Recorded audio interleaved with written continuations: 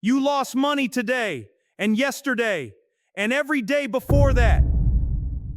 You walk into a coffee shop, $5 latte, you pull out your phone, scan a QR code, the receipt prints, the barista hands you the cup. Total time, maybe 2 seconds. Here's the problem with telling you to do that with Bitcoin. A Bitcoin transaction takes about 10 minutes to confirm.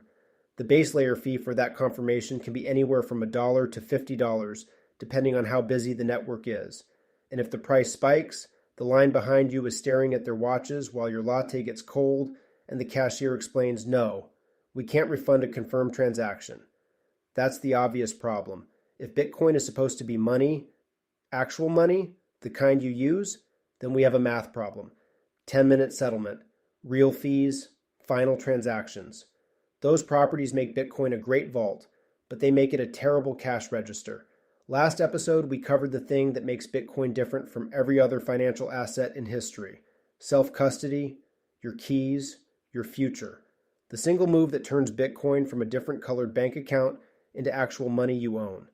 If you missed it, go back and watch EP12, because everything in this episode assumes you know what we covered there. Today, we're answering the question that naturally follows.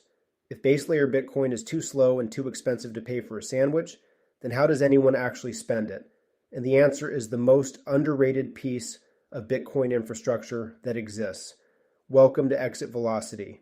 I'm Justin, and this is episode 13, Lightning, Bitcoin at the speed of the internet. Let's start with the right frame, because this is where most explainers fail. The Lightning Network is not a different Bitcoin. It's not an altcoin. It's not a wrapper. It's not a competitor. Lightning is a second layer that sits on top of Bitcoin and uses Bitcoin as its final settlement layer. Every payment in Lightning is, eventually, a Bitcoin transaction. You just don't have to wait 10 minutes for it. Here's the analogy that finally made it click for me. Picture how the dollar works at the institutional level. When Bank of America wants to send money to Wells Fargo, they don't write a check. They go through a system called Fedwire. Fedwire is the final settlement layer. It's slow, expensive per transaction, and absolutely rock solid. Banks settle large balances on Fedwire, but they obviously don't run every single customer purchase through it. That would crash the system. So instead, banks net out millions of customer transactions internally, in batches, and only periodically settle the net balance with each other on Fedwire. Now imagine Bitcoin is Fedwire. Massive value moves through the base chain. Exchange settlements, large transfers, savings into cold storage, the moments when finality really matters. The chain is slow on purpose. It's slow because every node has to verify every transaction, and that verification process is what gives Bitcoin its unforgeable nature. Slow base layer, by design, equals trustless final settlement. Lightning is the equivalent of the layer that sits on top. Fast, cheap, instant, and capable of handling millions of transactions per second across a global network. The trade-off is that Lightning isn't quite as trust-minimized as on-chain. But here's the brilliant part. Lightning is anchored to Bitcoin. Every Lightning payment ultimately settles to a real Bitcoin transaction. You can move money on Lightning all day, then close your channel, and what comes out the other end is a real on-chain Bitcoin amount. It's not paper. It's not a token. It's actual Bitcoin. Okay, so how does it actually work? This is the part most explainers butcher. Let me give it to you the way I wish someone had explained it to me. The unit of Lightning is called a channel. A payment channel is a two-party arrangement between you and someone else, say a service provider, a friend, a node operator, where you pre-lock a certain amount of Bitcoin on-chain and then settle balances back and forth with that person off-chain. Think of it like opening a tab at a bar. You walk in, you hand the bartender a $100 bill, he puts your name on it. Now for the next 4 hours, you can order drinks without him ringing up your credit card every single time. He just writes the balance on the tab. At the end of the night, he tallies it up and gives you back whatever's left. One real transaction at the start, one real settlement at the end, and unlimited drinks in between. That's a payment channel. When you open a Lightning channel, you and the counterparty broadcast one on-chain Bitcoin transaction that locks up, say, 100,000 sats, about $100 at today's prices. That transaction confirms. Now the channel is open. For as long as it stays open, the two of you can move that 100,000 sats back and forth as many times as you want. Send 5,000 sats. receive 2,000 sats, send another 3,000. The on-chain ledger never updates.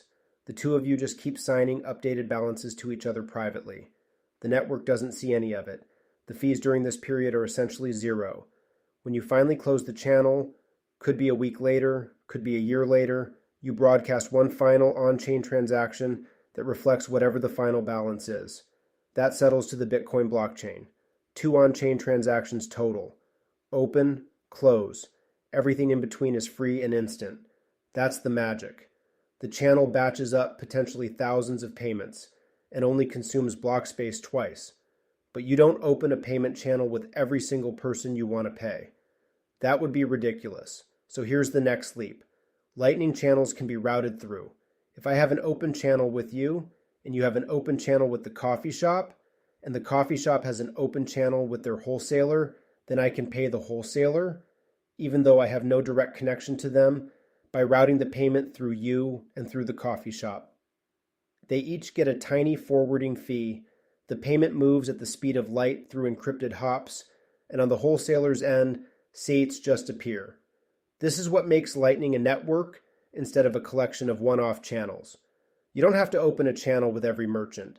You just need a connection to the network, and the network finds a path. Most Lightning wallets handle all of this automatically.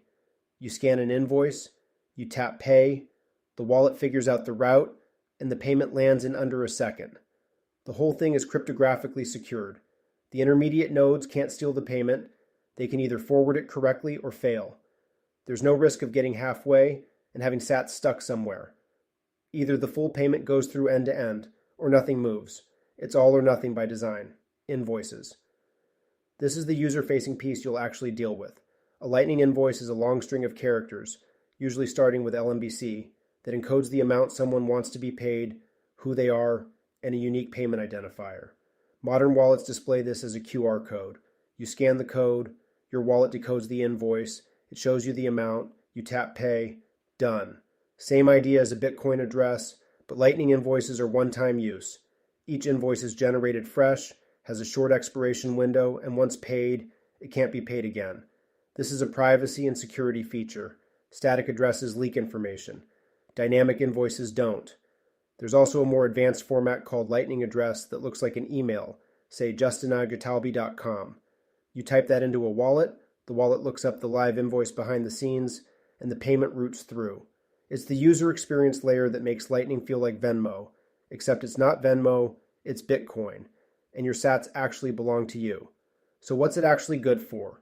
Let me walk through the real-world use cases that already exist. Coffee. Yes, the coffee example is real. There are entire cities and places like El Salvador where you can buy a coffee, pay for an Uber, or settle a restaurant bill in Lightning.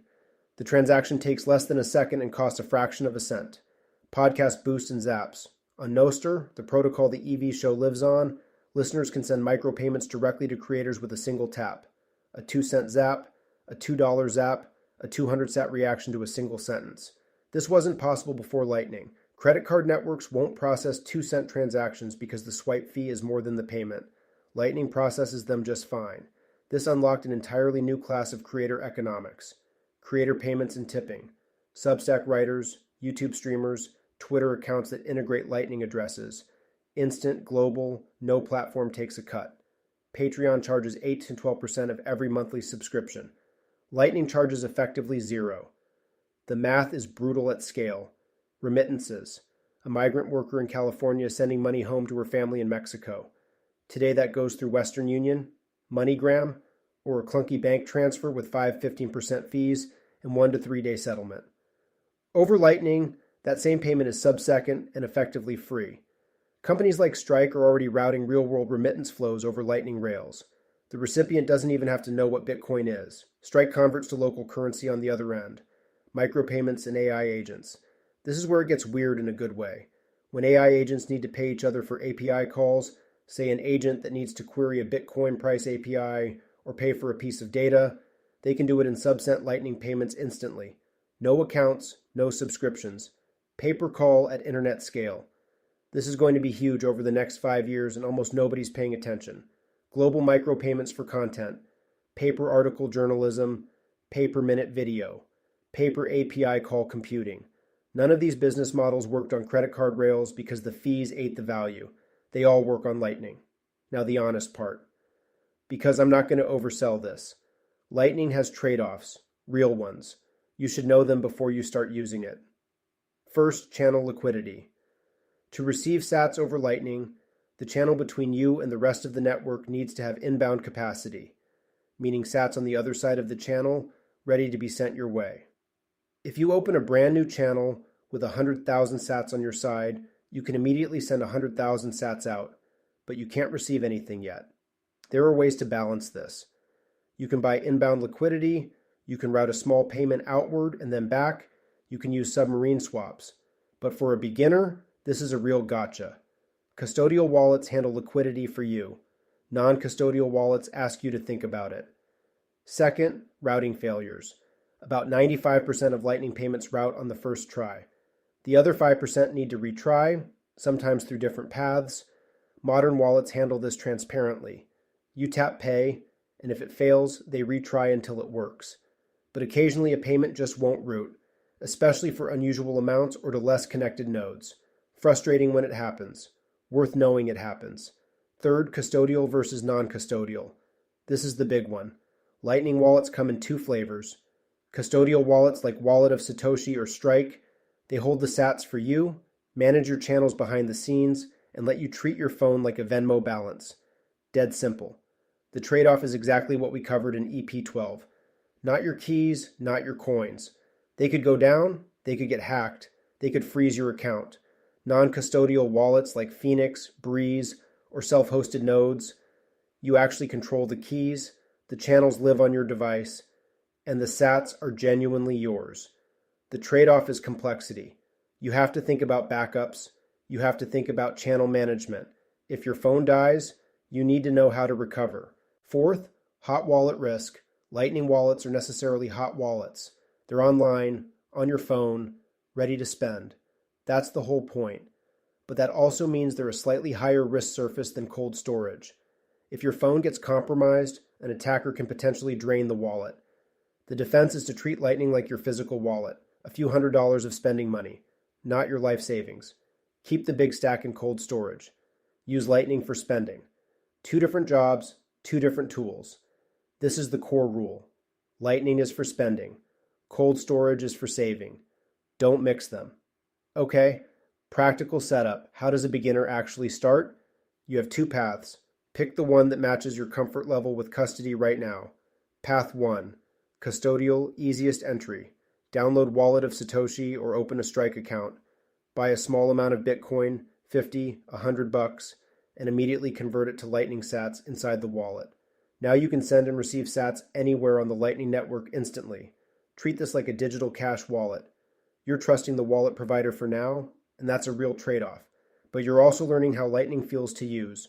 For most beginners, this is the right starting place. Path 2, non-custodial, slightly more involved. Download Phoenix Wallet. It's the best balance of usability and self-custody available right now.